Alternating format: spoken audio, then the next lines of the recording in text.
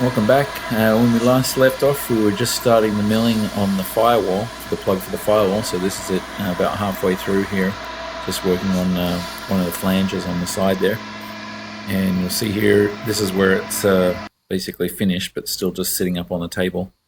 Just blew it off with the air hose so you could see what happened there. So there's a couple of little mistakes in there that the mill did, but those are repairable easy enough. Here it is, cleaned off, sitting on the floor with a platform, sanded down and almost ready for glass.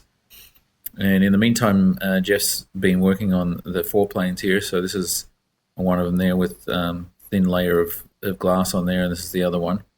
And he's actually been working on the other side. So here's putting on another layer on the bottom side, and just with the resin and that, just getting it all sort of formed in there. And that indentation he's working on, that's where the elevator sits there. So those are almost ready to go on. They need to put servos be put in and back on the plane.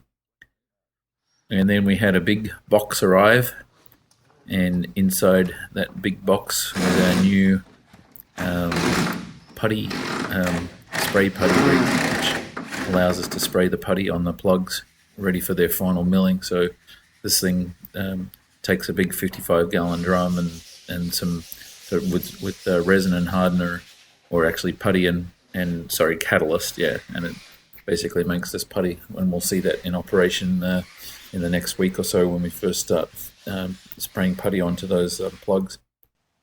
So in the meantime, I've been working on the tooling path for the keel, and this is just showing it the roughing pass here, and I actually had to do it in two different passes because of the shape of it.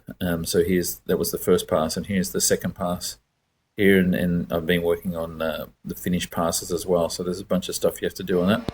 And there it is, sitting there ready to actually be milled. It's a bit of a mess, but it'll come up clean when it's done. And here's Taylor been working on the fuselage here, just sanding it down, roughing it up, ready for the putty.